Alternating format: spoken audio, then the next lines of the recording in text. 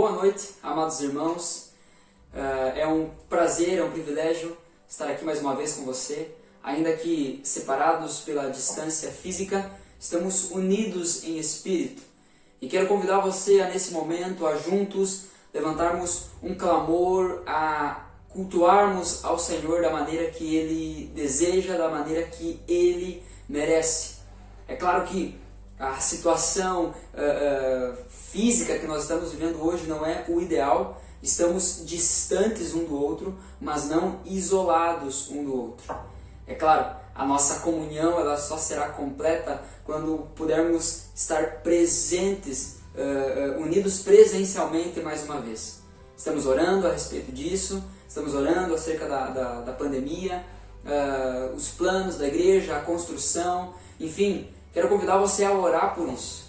Queremos sim nos reunir como igreja, respeitando os protocolos em relação à pandemia, né, a segurança de todos, preservando, zelando pela segurança de todos, pela saúde de todos, porque nós cremos que isso também glorifica a Deus. Mas enquanto isso, enquanto nós não temos água para beber à vontade num dia de sede, vamos continuar tomando aqui o nosso copo de água para nos manter vivos, nos manter acesos, nos manter vibrantes no nosso relacionamento com Deus. Com certeza foi uma semana onde você viveu muitas coisas. A minha semana foi bem intensa, minha e da minha esposa, muitas coisas acontecendo, coisas boas, coisas ruins, notícias boas, notícias ruins, mas a verdade é que esse tempo que nós vivemos, a vida que nós vivemos aqui, ela é passageira, é um breve tempo apenas. Em algum culto passado do Brasas, onde nós estamos fazendo a série de mensagens sobre o Pai Nosso, que inclusive nessa quinta será a última mensagem, nós falamos sobre o desejo, o anseio do reino de Deus. Sabe, não é que quanto mais nós orarmos para que o reino venha, vai apressar a vinda do reino. Na verdade, isso só manifesta o nosso desejo de que o reino de Deus se estabeleça na sua plenitude. E eu quero perguntar a você, eu quero questionar você nesse momento. Você anseia esse reino? Você deseja esse reino? Eu sei, meu irmão, minha irmã, em dias como esses que vivemos aqui, não só por causa da pandemia, mas por causa de tantas outras coisas, nós sofremos, nós choramos, né? Nós batalhamos, muitas vezes parece que fica tudo muito pesado. Mas eu quero compartilhar um texto com você que está em Apocalipse, capítulo 21, capítulo 21, a partir do versículo 3, que fala a respeito da realidade do céu. Eu quero convidar você a se perceber diante dessa realidade. O texto diz assim, Apocalipse 21, versículo 3. Ouvi uma forte voz que vinha do trono e dizia: Vejam, o tabernáculo de Deus está no meio de seu povo. Deus habitará com eles, e eles serão seu povo. O próprio Deus estará com eles. Ele lhes enxugará dos olhos toda lágrima, e não haverá mais morte, nem tristeza, nem choro, nem dor. Todas essas coisas passaram para sempre. Esse é o reino de Deus na sua plenitude. Esse é o céu que o Senhor Jesus nos prometeu como morada, para que todos aqueles que crescem em seu nome não perecessem, mas herdassem essa vida eterna. Um lugar onde não haverá lágrimas, não haverá morte, não haverá tristeza, não haverá choro, não haverá dor. Irmãos, eu quero convidar você a, nesse momento, a cantar a respeito disso. E que essa canção seja um brado do seu coração. Que essa canção seja uma manifestação através da sua boca, através do seu corpo, que seja uma manifestação do seu desejo, da sua fé, de que o nosso Jesus está voltando, Ele vem para nos buscar e Ele é fiel para cumprir a promessa. Aquilo que Ele prometeu, Ele vai cumprir. A vida tem sido difícil talvez, mas haverá um dia onde o próprio Deus limpará dos nossos olhos toda lágrima, onde o próprio Deus exterminará com todo o mal, com toda a dor, com todo o pranto. E esse dia chegará, quando o nosso Senhor Jesus nos voltar para nos buscar. E se nós cremos nisso, nós já devemos viver a vida sob essa perspectiva. Então eu convido nesse momento a você cantar junto comigo. Você cantar aí com os nossos irmãos que estarão nos conduzindo nesse tempo de louvor. O Rei está voltando.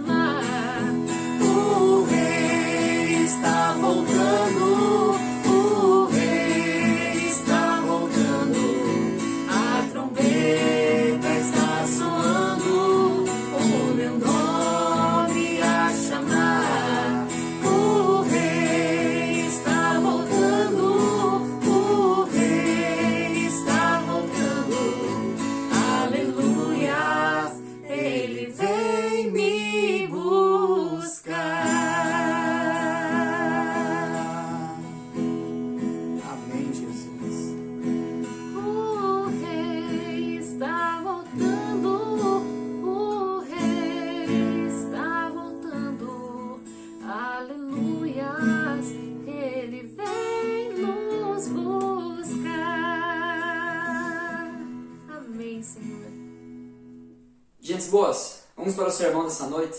Quero convidar mais uma vez você a abrir a sua Bíblia em Apocalipse, capítulo 2. E hoje nós faremos a leitura a partir do versículo 18 até o final do capítulo 2.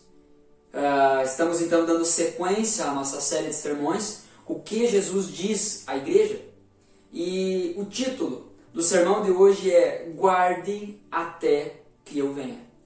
Talvez você está chegando aqui pela primeira vez, acompanhando essa série. Eu encorajo você a voltar e assistir os outros 3 sermões que nós estivemos meditando durante esses domingos. Com certeza você será encorajado, com certeza você será desafiado, com certeza Deus falará ao seu coração. porque nós cremos que a Bíblia ela é viva e ela é eficaz. Quando a Bíblia é pregada, ela é comunicada aos corações. Eu quero então convidar você a relembrar aquilo que eu tenho repetido domingo após domingo. Que o livro do Apocalipse ele não é um livro para despertar medo ou terror nas pessoas. Não no crente, pelo menos. Na verdade, na vida do crente, ele enche o coração de gozo, de alegria, o cinge, o veste com força para a batalha. Eleva-o por cima das lutas, temores, necessidades, provas e ambições desse mundo. O faz mais do que vencedor em todas as coisas. Essas cartas das quais nós estamos estudando aqui em Apocalipse, temos entendido que é o próprio Jesus quem escreve essas cartas. Mas vale a pena mais uma vez nós relembrarmos quem é esse Jesus que escreve essa carta. Eu quero aqui ler então um trecho do comentário bíblico do Hernandes Dias Lopes, onde ele diz: Cristo veio ao mundo para revelar o Pai. No Apocalipse, é o Pai quem revela a Jesus. E como o revela? Como um servo lavando os pés dos discípulos? Como uma ovelha muda que vai para o matadouro? Como aquele de quem os homens escondem o rosto? Como aquele que está pregado na cruz com o rosto cheio de sangue? Como aquele que tem as mãos atadas e os pés pregados na cruz? Absolutamente não. A revelação do noivo da igreja pelo Pai é de um Cristo glorioso. Seus cabelos não estão cheios de sangue, mas são alvos como a neve. Seus olhos não estão inchados, mas são como chama de fogo. Seus pés não estão pregados na cruz, mas são semelhantes ao bronze polido. Sua voz não está rouca, porque a língua está colada ao céu da boca por atordoante sede. Mas é voz como de muitas águas. Suas mãos não estão cheias de pregos, mas ele segura a igreja e a história em suas onipotentes mãos. Seu rosto não está desfigurado, mas brilha como o sol. Nós temos aqui um noivo da igreja, nós temos aqui Cristo sendo apresentado por Deus, sendo revelado por Deus a nós de uma forma gloriosa. É um Cristo triunfante, é um Cristo vencedor. Jesus vence no final, é por isso que Apocalipse é um livro de esperança. Cristo vence e a igreja vence junto com o seu Cristo. Se nós estamos do lado de Jesus, nós estamos do lado vencedor. Venceremos com Ele. Amém? Eu quero ler então com você o texto de Apocalipse 2, a partir do versículo 18. O texto diz assim: Escreva esta carta ao anjo da igreja em Tiatira. Esta é a mensagem do Filho de Deus, cujos olhos são como chamas de fogo e cujos pés são como bronze polido. Sei de tudo o que você faz. Vi seu amor, sua fé, seu serviço e sua perseverança. E observei como você tem crescido em todas essas coisas. Contudo, tenho contra você uma queixa. Você tem permitido que essa mulher, Jezabel, que se diz profetiza, faça a meus servos se desviarem. Ela os ensina a cometer imoralidade sexual e a comer alimentos oferecidos a ídolos. Dei a ela tempo para que se arrependesse, mas não quer se arrepender de sua imoralidade. Portanto, eu a lançarei doente numa cama, e aqueles que cometerem adultério com ela sofrerão terrivelmente, a menos que se arrependam e abandonem a prática de tais atos. Matarei seus filhos, e então todas as igrejas saberão que eu sou aquele que sonda mente e coração. Darei a cada um de vocês aquilo que seus atos merecem. Tenho também uma mensagem para o restante de vocês em Tiatira, que não seguiram esse falso ensino, as verdades mais profundas, como eles dizem, e que na realidade vêm de Satanás. Não lhes pedirei coisa alguma, senão que se apeguem firmemente ao que já tem até que eu venha. Ao vitorioso que me obedecer até o fim, eu darei autoridade sobre as nações. Ele as governará com cetro de ferro e as despedaçará como vasos de barro. Ele terá a mesma autoridade que recebi de meu Pai, e também lhe darei a estrela da manhã. Quem tem ouvidos para ouvir, ouça o que o Espírito diz à igreja. Vamos orar? Espírito Santo de Deus, nós clamamos que Tu fale conosco. Ah, Deus, nosso Senhor e Pai, fala conosco nesse momento. Comunica algo novo em nossos corações, nós clamamos por isso. Ah, Deus, nós não queremos apenas falar isso e pedir isso da boca para fora. De fato, planta no nosso interior um desejo pelo Senhor. Planta em nosso interior uma insatisfação com aquilo que temos vivido, não por ser ingratos por aquilo que temos, mas sim porque queremos mais da Tua presença. Que através das nossas vidas o Teu nome seja santificado, que através da nossa igreja o Teu nome seja conhecido, o Teu nome seja tornado famoso. Nós clamamos, ó Deus, que o Teu reino avance nessa cidade, que o Teu reino avance na nossa igreja, Pai, para que a gente possa cumprir a Tua obra, Senhor, cumprir com a Tua vontade aqui nesse lugar. Senhor, nos ajuda a entender o que o Espírito diz à nossa igreja nessa noite. Que apesar de mim, a Tua palavra seja pregada com fidelidade, a Tua palavra seja pregada com ousadia, a Tua palavra seja pregada com autoridade, a Tua palavra fale aos nossos corações.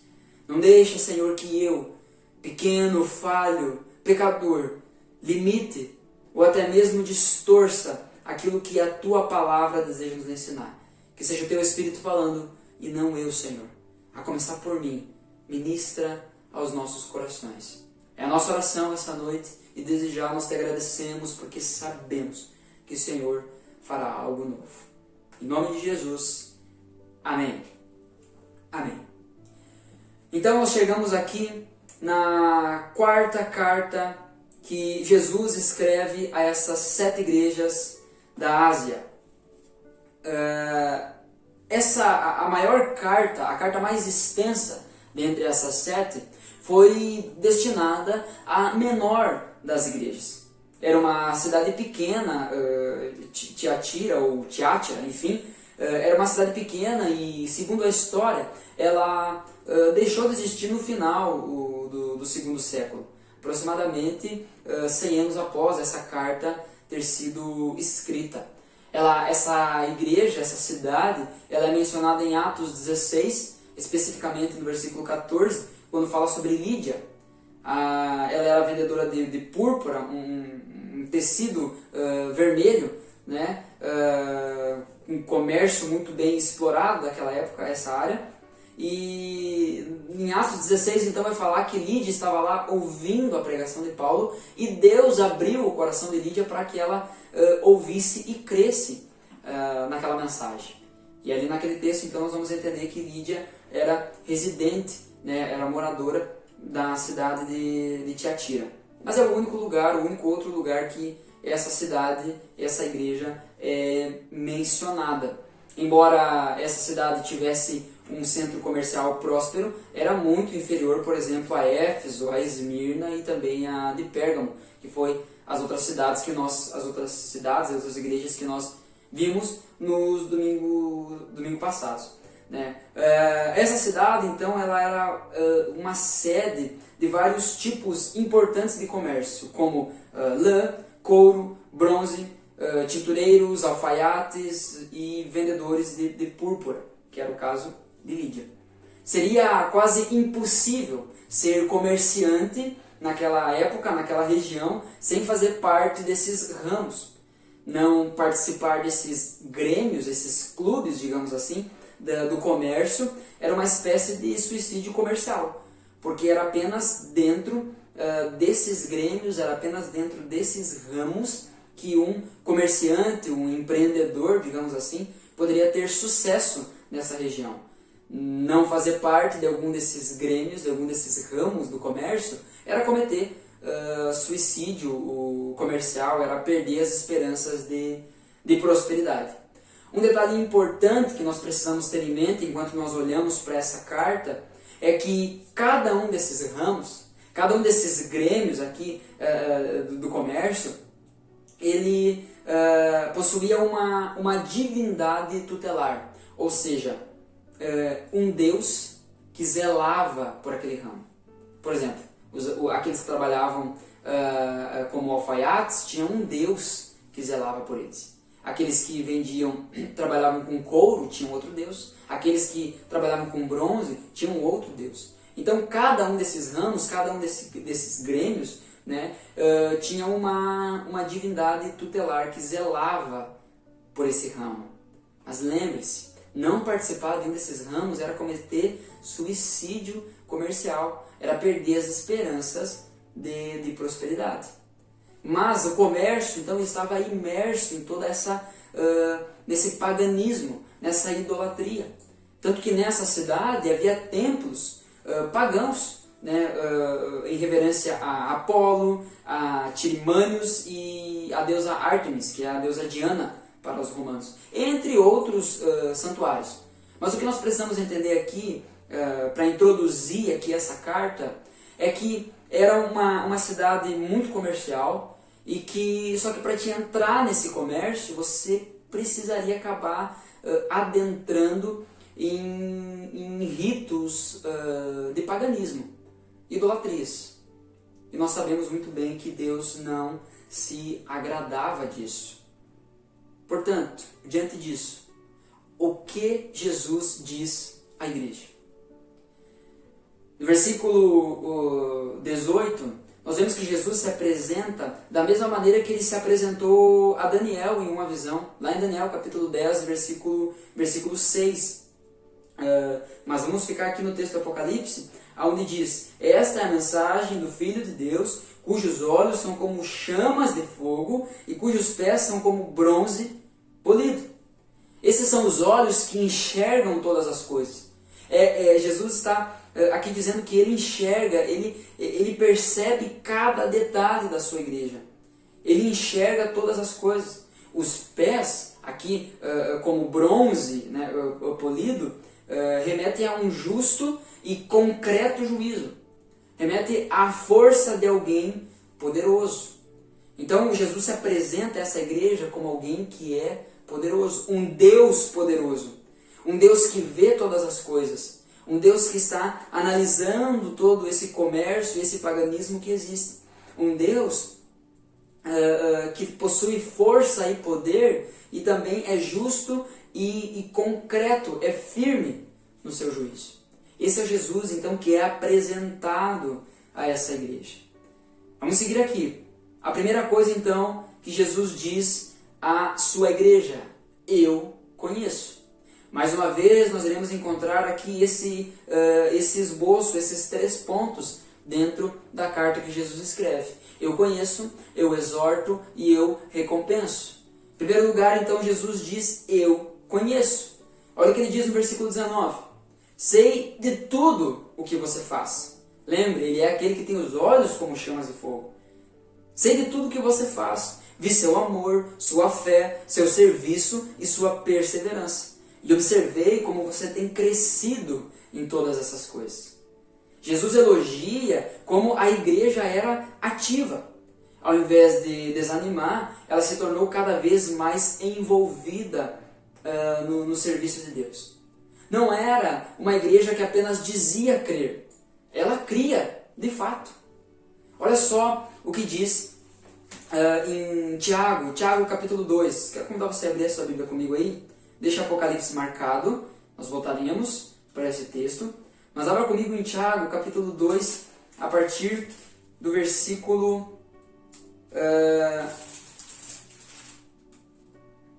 a partir do versículo 14.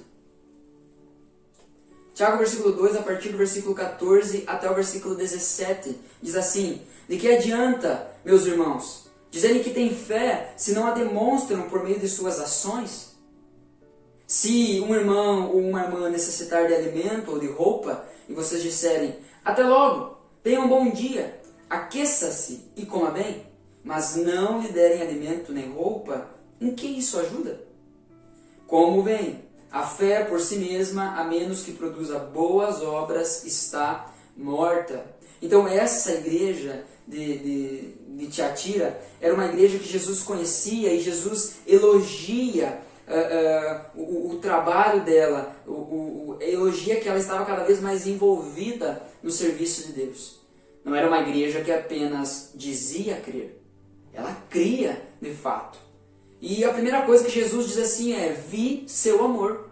E o amor aqui por trás é um amor agape, um amor sacrificial, um amor que se doava, um amor que se entregava sem esperar receber nada em troca.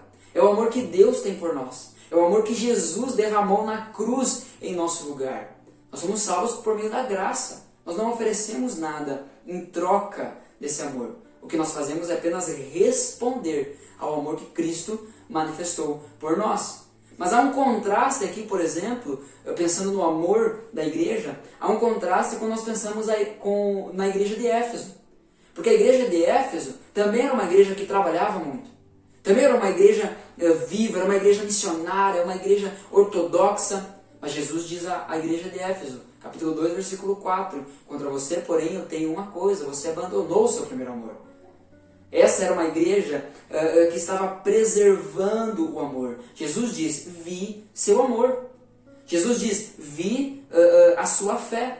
Eu estou lendo aqui na nova versão transformadora, na NVT. Talvez as outras versões vão alternar aqui a ordem dos termos, mas a verdade aqui é a mesma, né? O princípio aqui é o mesmo. Então, primeiro Jesus diz, vi seu amor.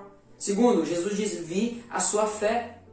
Mateus 14, 30, 31, quando nós vemos ali um momento onde Pedro anda sobre as águas, após Jesus chamar ele para andar sobre as águas, nós vemos então Pedro afundando, e logo que Pedro afunda, ele grita, Senhor, salva-me! Jesus estende a mão, socorre Pedro, e aí depois diz assim, como é pequena a sua fé? Por que duvidou?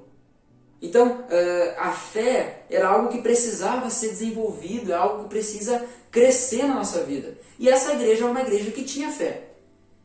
Jesus também diz que viu o serviço da igreja. Primeira carta aos Coríntios, capítulo 15, versículo 58, vai nos dizer, portanto, meus amados irmãos, sejam fortes e firmes, trabalhem sempre para o Senhor, com entusiasmo, pois vocês sabem que nada do que fazem para o Senhor é inútil. Então Jesus percebe e elogia o serviço dessa igreja.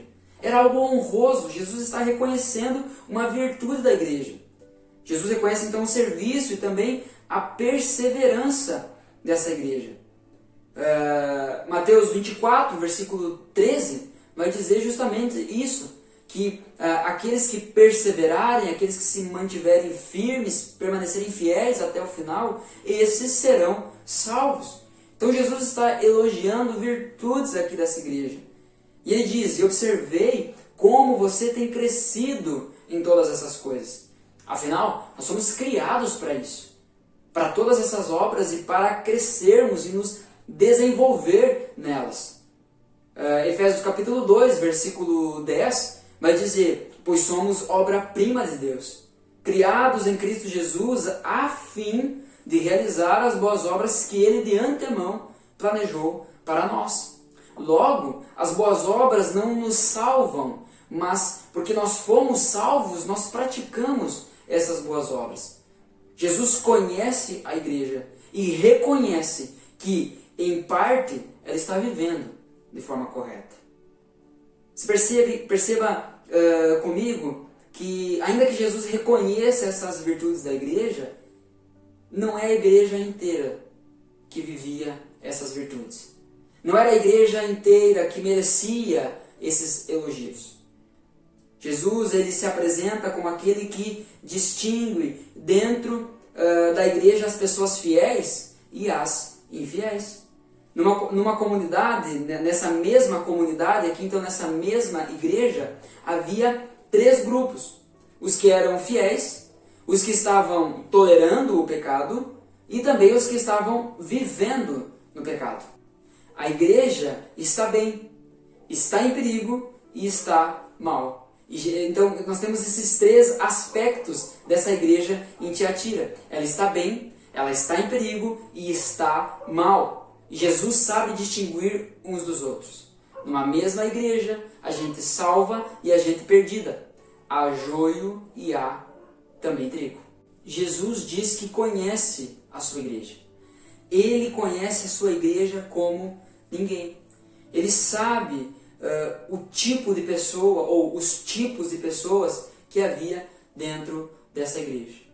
E com certeza há também esses 3 tipos dentro da nossa igreja. Pessoas salvas, sim, mas pessoas que estão em perigo, pessoas que estão tolerando aquilo que não deveriam tolerar, pessoas que estão tolerando a prática do pecado, pessoas que estão compactuando com a prática do pecado. E também tem as pessoas que estão mal. Tem as pessoas que estão bem, que estão salvas. Tem as pessoas que estão em perigo, que estão tolerando, compactuando com o pecado. E tem pessoas que estão mal, que estão em pecado. Quem é você dentro desses 3 tipos de pessoas? Nós precisamos entender que ficar escondendo ou até mesmo cair na loucura de achar que podemos esconder isso do Senhor da igreja, aquele que tem os olhos como chamas de fogo, aquele que conhece a igreja, é loucura. É loucura. Ele conhece a sua igreja. Ele conhece você. Ele quer tratar a sua vida. Ele quer tratar a minha vida. A segunda coisa que Jesus diz à sua igreja é: eu exorto. Ali no versículo 20, então, diz assim: contudo, tenho contra você uma queixa. Você tem permitido que essa mulher, Jezabel, que se diz profetiza, faça meus servos se desviarem. Então aqui nós temos as pessoas que estão em perigo. Ela os ensina a cometer imoralidade sexual e a comer alimentos oferecidos a ídolos. Dê a ela tempo para que se arrependesse, mas não quer se arrepender de sua imoralidade. Talvez essa mulher aqui em questão, que Jesus menciona nessa carta, não se chamasse Jezabel de fato. Pode ser apenas uma referência à influência terrível que a mulher de Acabe tivera sobre o povo de Israel no Antigo Testamento. O rei Acabe é o rei que Elias vai confrontar e diz assim: não vai mais chover. É contra o rei Acabe que Elias desafia ele para que lá no Monte Carmelo, então, Deus envia fogo do céu. Vale a pena dar uma olhada com mais cuidado nessa história. Mas para você entender que ao comparar essa falsa profetisa aqui da carta com Jezabel do Antigo Testamento, Jesus está fazendo um sério apontamento. Afinal, Jezabel foi quem deu início ao culto pagão com imoralidade sexual. Em Tiatira, ela induziu, essa mulher, então essa falsa profetisa, ela induziu o povo a comer sacrifício aos ídolos, induziu o povo à imoralidade sexual, à impureza espiritual. O problema dessa igreja foi a sua tolerância da falsa profetisa. Nós não vemos essa igreja, não há menção nessa igreja aqui a respeito de perseguição. Essa igreja não estava sendo perseguida, ela não estava sendo oprimida, o problema dela chamava-se tolerância. Tolerância. Nós precisamos ter paciência com as pessoas que vivem em pecado, porque Deus é paciencioso, Deus é longânimo, ou seja, Ele tem um ânimo longo. A sua misericórdia é longânima. Nós precisamos ter paciência, mas não tolerância. Porque percebe o estrago que essa tolerância estava causando nessa igreja. Nós não podemos ser uma igreja que tolera o pecado. Nós não podemos ser uma igreja que diante do pecado acha que está tudo bem. Não, não está tudo bem. Nós não podemos pecar em paz. Não existe coisa mais triste para um homem do que se sentir em paz pecando. Isso é sinal de que Deus já o entregou aos seus próprios desejos. E também certamente receberá em seu próprio corpo as consequências dos seus desejos pecaminosos. É o que nós vemos em Romanos capítulo 1. O problema dessa igreja então não era a perseguição, mas era a tolerância. Olha o que diz em Romanos 16. Romanos capítulo 16, versículo 17 e o 18. Romanos capítulo 16, versículo 17 até o versículo 18, diz assim: e agora, irmãos, Peço-lhes que tomem cuidado com aqueles que causam divisões e perturbam a fé, ensinando coisas contrárias ao que vocês aprenderam. Fiquem longe deles. Esses indivíduos não servem a Cristo nosso Senhor, mas apenas aos seus próprios interesses, e enganam os inocentes com palavras suaves e bajulação. Nós precisamos rejeitar os falsos ensinos, rejeitar as palavras que vêm para nos enganar, que vêm com palavras suaves, que são bajulações, mas não a palavra de Deus que vem para nos confrontar, a palavra de Deus que nos mata e também gera vida em nossos corações. Eu quero ler mais um texto com você a respeito disso, Efésios capítulo 5, versículo 10. Efésios 5, versículo 10 até o 12. Diz assim: procurem descobrir o que agrada ao Senhor. Não participem dos feitos inúteis do mal e da escuridão. Antes, mostrem sua reprovação, expondo-os à luz. É vergonhoso até mesmo falar daquilo que os maus fazem em segredo. Sabe, nós temos que nos opor diante dessas coisas. Devemos procurar o que agrada ao Senhor. Senão, se nós não sabemos o que agrada ao Senhor, nós corremos o risco de sermos uma igreja que tolera o pecado. Talvez não de má fé, entende? Talvez não tipo assim, porque eu quero tolerar o pecado. Não, mas é simplesmente por não conhecer a vontade do Senhor. É por isso que a Bíblia nos instrui, é por isso que a Bíblia nos exorta. Procurem descobrir o que agrada ao Senhor. É muito fácil nós ficarmos numa zona de conforto, onde a gente diz assim, não, eu estou pecando, mas eu não sei se é pecado mesmo. Bom, procure descobrir o que agrada ao Senhor, porque você será cobrado por isso. Não participem dos feitos inúteis do mal e da escuridão, antes mostrem a sua reprovação. Perceba, nós não podemos tolerar. Nós não podemos tolerar. Mostrem sua reprovação, expondo-os à luz. Não é só dizer está errado. É dizer isso aqui é o certo. Mas como farei isso se eu não procuro descobrir o que agrada ao Senhor?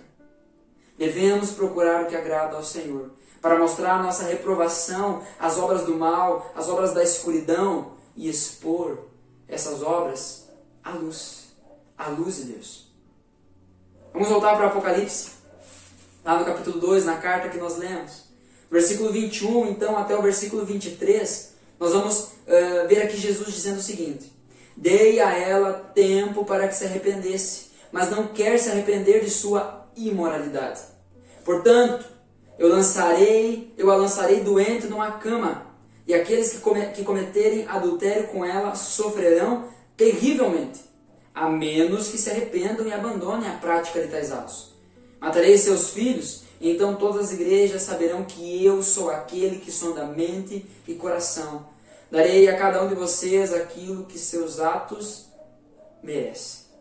O pecado traz consequências. O pecado traz consequências, entenda isso. Quando nós pecamos e nos arrependemos, a Bíblia ela é muito clara quando ela fala a respeito disso. João capítulo 1, versículo... primeira carta de João, 1 João capítulo 1, versículo 9, vai dizer que se confessarmos os nossos pecados a Deus, Ele é fiel para nos perdoar de todos os nossos pecados e nos purificar de toda a nossa injustiça. Tiago capítulo 5 vai nos desafiar a confessarmos os nossos pecados uns aos outros, para que oremos uns pelos outros e sejamos curados dos nossos pecados. Então a culpa, ela é removida, mas não quer dizer que as consequências dos nossos pecados serão removidas também. Algumas consequências dos nossos pecados que nós cometemos, talvez na ignorância, Deus, na sua infinita bondade, não porque nós merecemos, não porque nós somos inocentes, mas Deus, na sua infinita bondade, às vezes Ele nos livra de experimentarmos as consequências. Mas isso não quer dizer que vai acontecer com todas. Sabe, talvez até, no meu caso, posso falar agora um exemplo próprio, eu lido hoje com consequências de pecados que eu cometi antes de me converter. Há pecados que eu cometi logo após a minha conversão. Eu lido com consequências até hoje. Mas não quer dizer que ainda há culpa sobre mim. Porque quando o arrependimento vem, o verdadeiro arrependimento vem, a Bíblia nos ensina que nós somos perdoados. E Deus é tão bom que Ele mesmo nos ajuda a lidar com as consequências dos nossos pecados, quando não nos livra de lidar com elas. Então entenda, o pecado traz consequências. Romanos 2, capítulo 2, versículo 4, vai dizer: não percebe o quanto Ele é bondoso, tolerante e paciente com você? Não vê que essas manifestações de bondade de Deus visam levá-lo ao arrependimento? É exatamente o que Jesus está dizendo que estava fazendo com essa mulher aqui, Jezabel, da Apocalipse, essa falsa profetisa, e também com aquelas pessoas que seguiam a ela, que aqui são os filhos, né, dela, aqueles que seguiam, aqueles que concordavam com ela. Dei tempo para ela se arrepender. Isso é uma demonstração da bondade de Deus. Deus nos dá tempo para nos arrependermos. O problema é que nós continuamos insistindo em nossos pecados. Não vê que essas manifestações da bondade de Deus visam levá-lo ao arrependimento? Quanto da bondade de Deus tem sido manifestada na sua vida? Isso para que você seja conduzido ao arrependimento. A Bíblia nos ensina a respeito disso quando diz: não, se ouvir hoje a voz do Espírito, não feche o seu coração. Ouça a voz do Espírito, ouça a voz do Espírito te chamando para o arrependimento, ouça a voz do Espírito o chamando, o exortando ao arrependimento. A questão aqui é que a morte de alguns filhos de Jezabel, ou seja, alguns seguidores dessa falsa profetisa, não era uma morte figurada apenas. Era uma morte real, era uma morte física. E a morte de alguns serviria de alerta para outros. Ananias e Safira, por exemplo, em Atos capítulo 5. Mas Deus não mata pessoas, isso é coisa do Antigo Testamento. Pois bem, Ananias e Safira, aqui, Atos capítulo 5. Quando eles mentem para Deus, eles mentem para o Espírito Santo. Deus mata eles caem duro.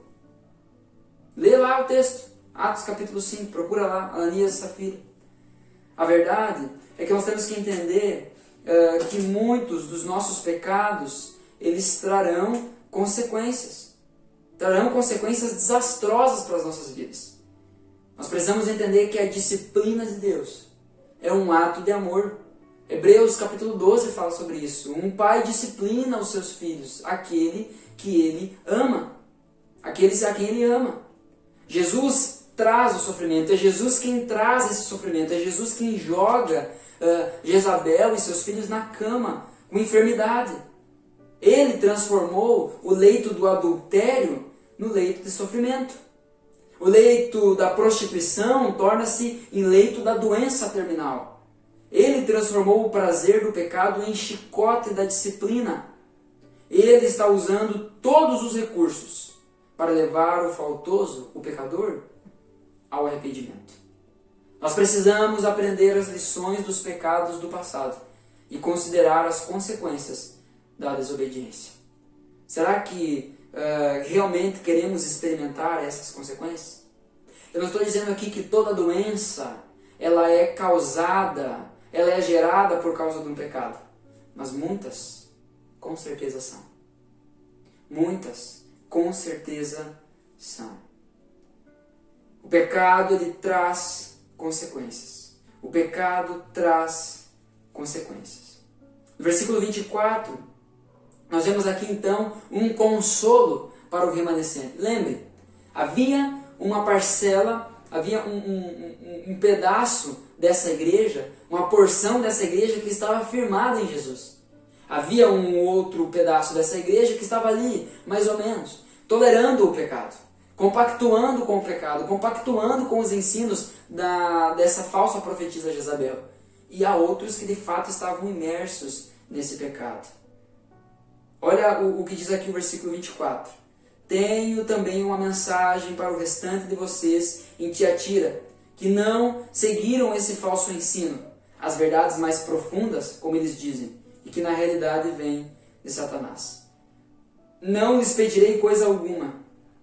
Aqui há um consolo para o remanescente fiel. Não importa quão podre esteja uma igreja, sempre há um remanescente.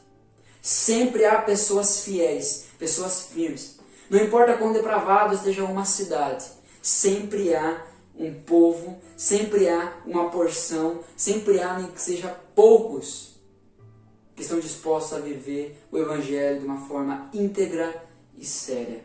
E aqui nós temos então um consolo para esse remanescente. O comentário do Hernandes Dias Lopes vai falar aqui então a respeito desse ensino dessa falsa profetisa. O ensino dela era que não há mérito em vencer um pecado sem antes experimentá-lo.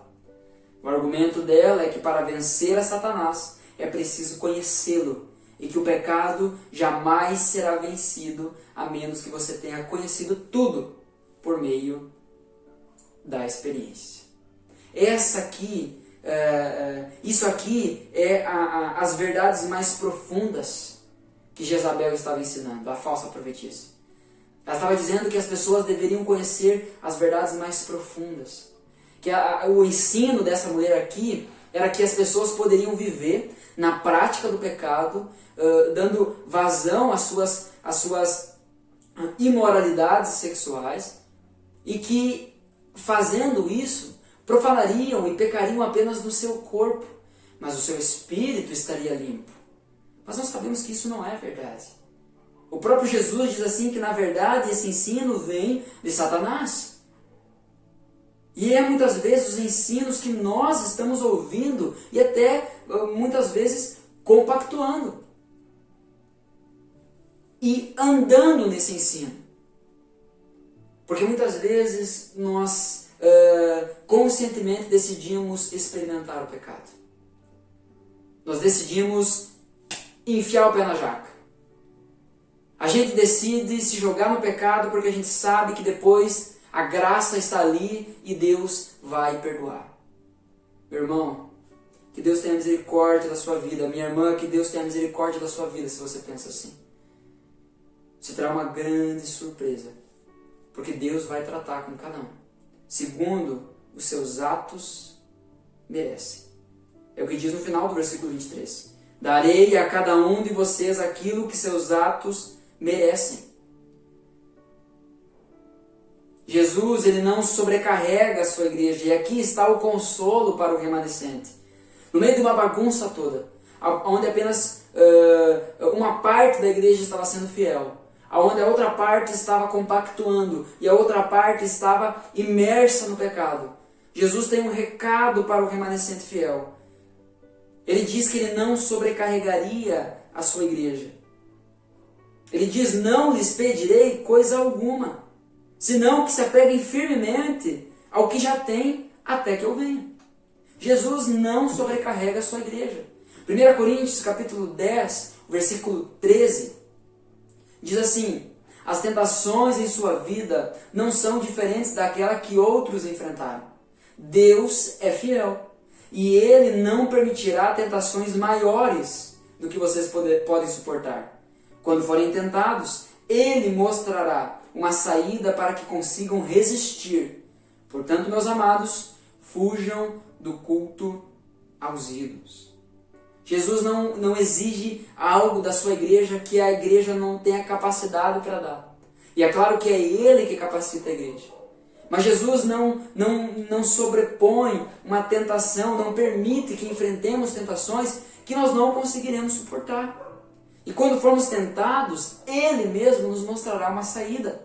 Ele não sobrecarrega a sua igreja, muito pelo contrário.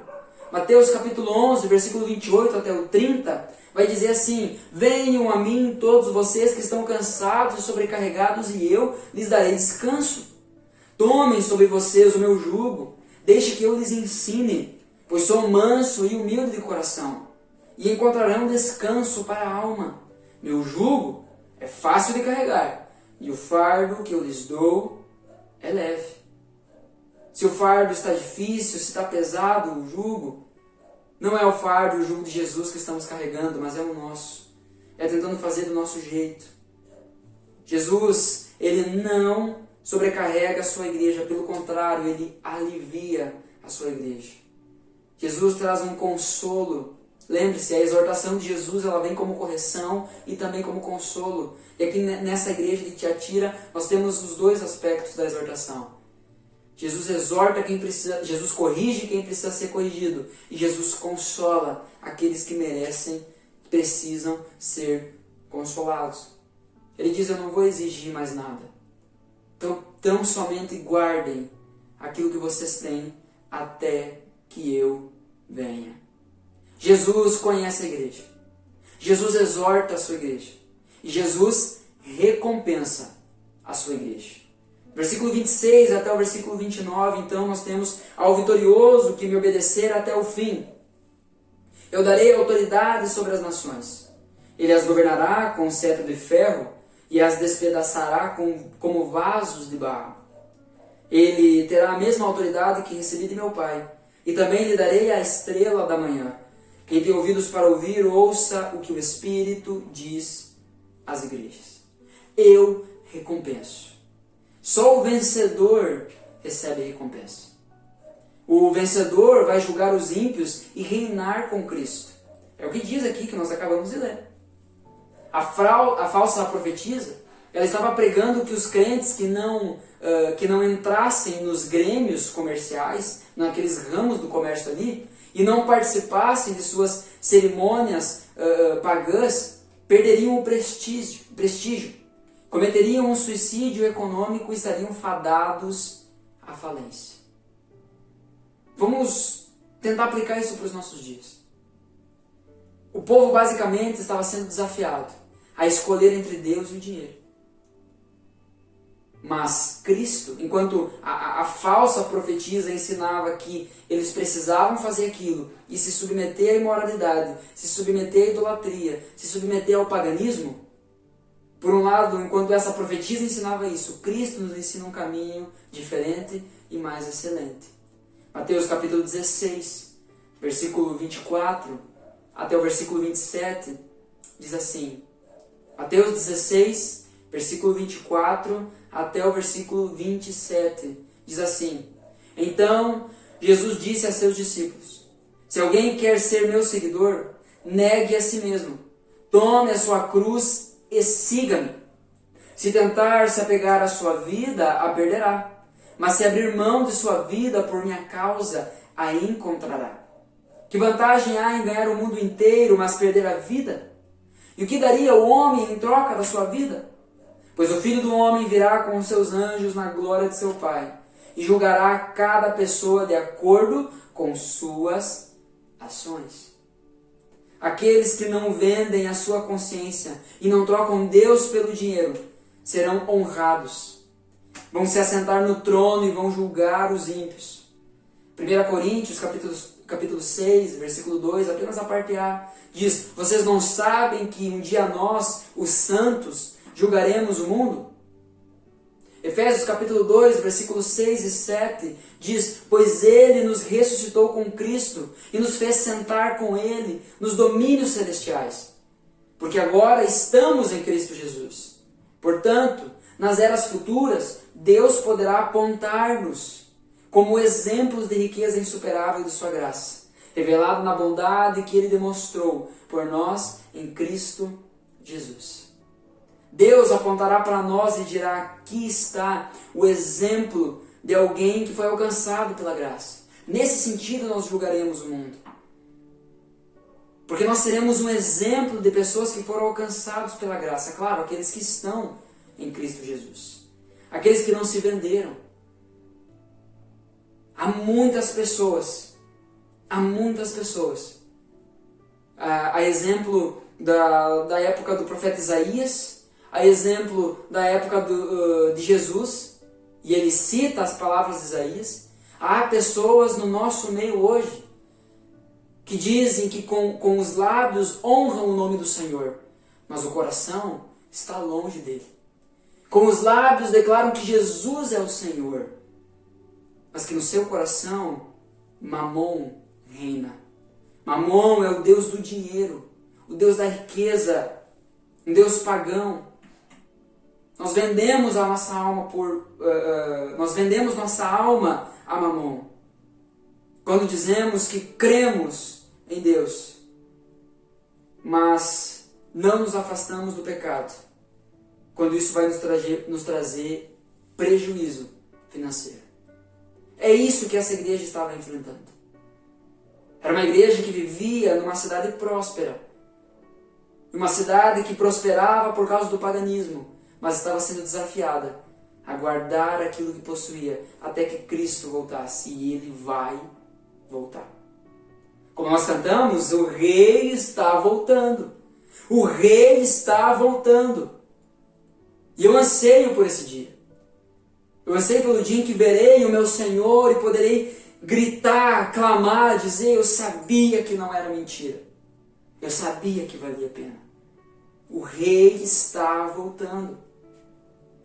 Então, o vencedor, ele receberá o direito de julgar e reinar com Cristo. O vencedor receberá, de acordo com o versículo 28, a estrela da manhã. Jesus é a própria estrela da manhã. Quem se recusar, aqui no contexto dessa carta, quem se recusasse a conhecer as profundezas de Satanás, conheceria a plenitude de Deus. E da mesma forma, isso é uma verdade para nós hoje. Se nos recusarmos e nos afundarmos numa vida de pecado, conheceremos a plenitude de Cristo. E eu pergunto a você, qual seria em toda a terra, ao longo de toda a história, qual seria uma recompensa maior do que ser iluminado por essa luz para sempre? A luz da estrela da manhã. Desfrutar da plenitude de Cristo. Isso é uma promessa que apenas os vencedores herdarão. Que os vencedores são aqueles que ouviram o que o Espírito diz à igreja. Quem tem ouvidos para ouvir, ouça o que o Espírito diz às igrejas. Diante disso, portanto, recusando-se a penetrar nas profundezas de Satanás, o crente sondará as profundezas de Cristo, voltando as suas costas às trevas do pecado. Ele verá a luz da glória de Deus na face de Cristo. Ele contemplará Cristo por toda a eternidade. Os que renunciaram ao pecado e às vantagens do mundo viverão na glória com Cristo, em completo e eterno contentamento. Devemos entender que não precisamos de um ensino novo, de um ensino mais profundo. Não precisamos de um ensino novo ou algo mais espiritual. A Bíblia é suficiente. Guardemos com toda a nossa força os princípios que temos e nos ponhamos em pé para batalhar contra as falsas doutrinas. E que o Rei que está voltando, quando chegar, que nós sejamos encontrados em Cristo. Essa é a minha oração. Esse é o meu desejo para todos nós. Que possamos guardar o que temos, guardar aquilo que nós já recebemos, até que Ele venha. Que possamos perseverar. Mateus capítulo 24, versículo 12, vai dizer que por causa do aumento da iniquidade, o aumento do pecado, o amor de muitos esfriará. Isso não é uma possibilidade, isso é uma realidade. Mas o versículo 13 quebra qualquer proposta de que esse esfriamento é algo aceitável ou normal. Pode ser comum, mas não é normal. Por causa do aumento da iniquidade, o amor de muitos esfriará.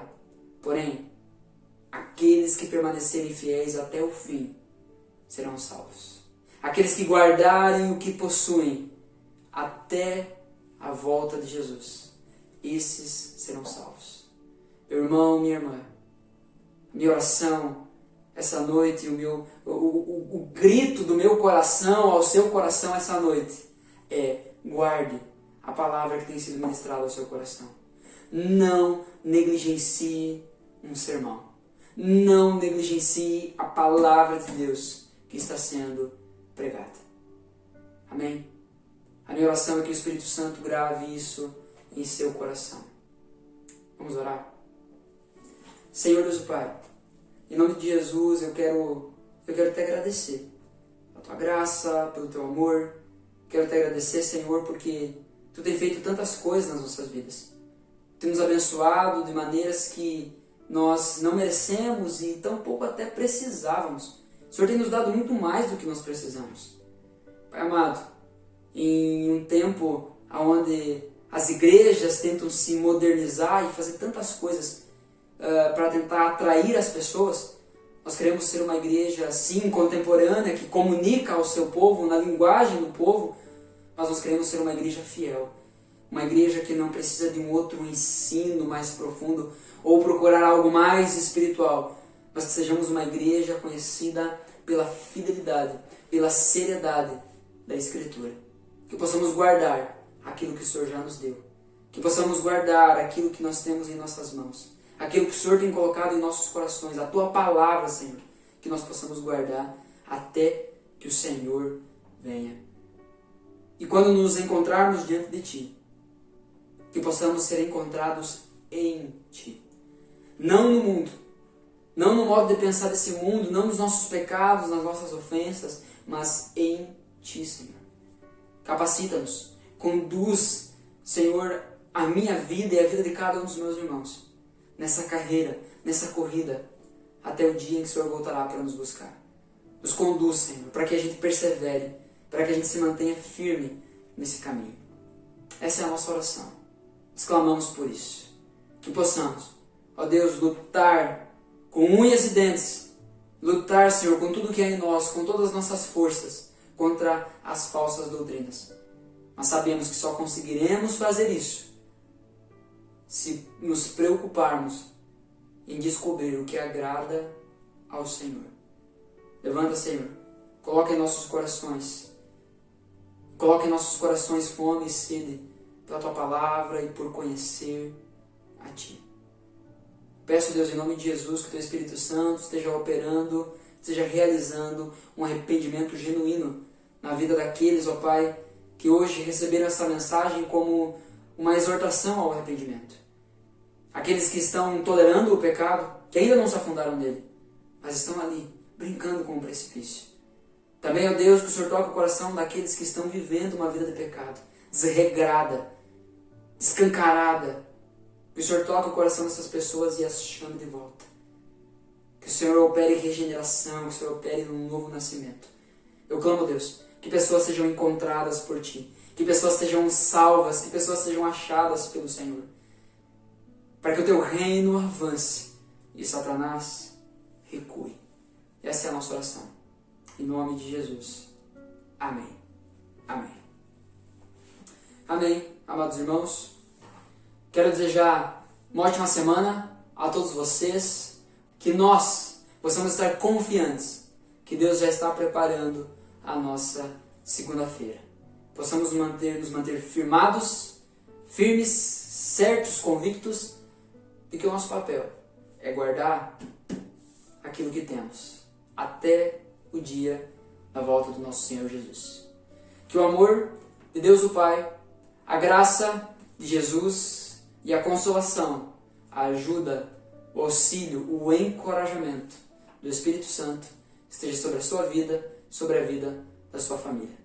Um forte abraço, que Deus o abençoe.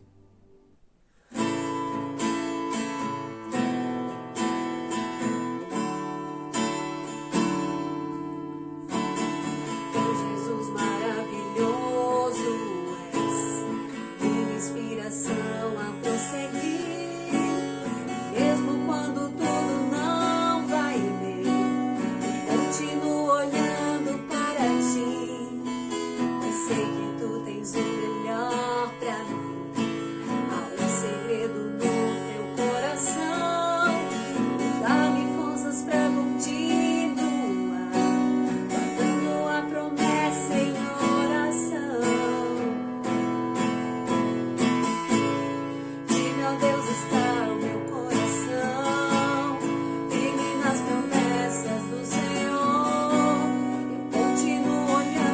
para ti, e assim eu sempre posso prosseguir.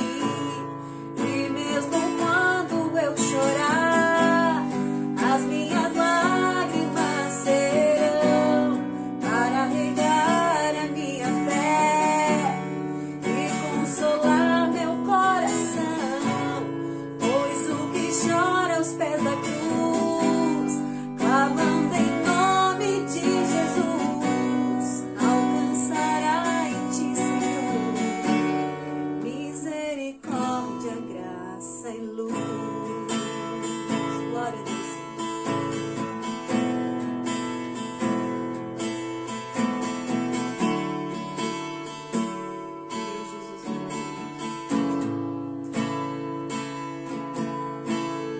Meu Jesus maravilhoso és, minha inspiração a prosseguir. E mesmo quando tudo não vai bem, continuo olhando para ti, pois sei que tu tens o melhor pra mim.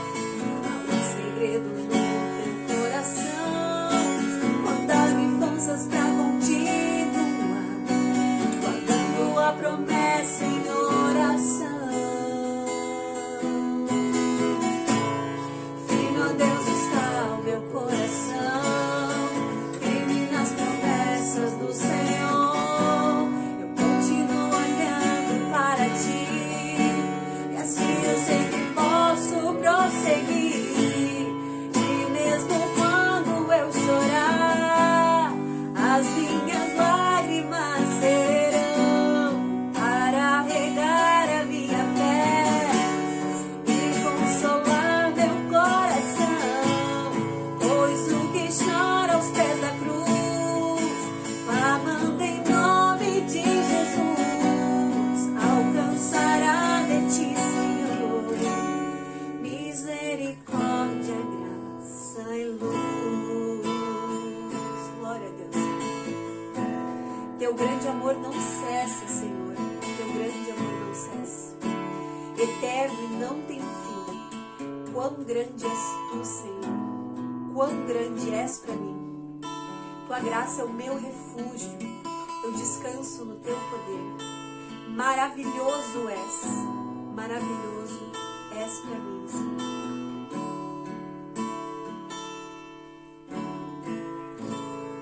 Firme, ó Deus, está meu coração, firme nas promessas do Senhor. Eu continuo olhando para ti, e assim eu sei que posso prosseguir. E mesmo quando eu chorar,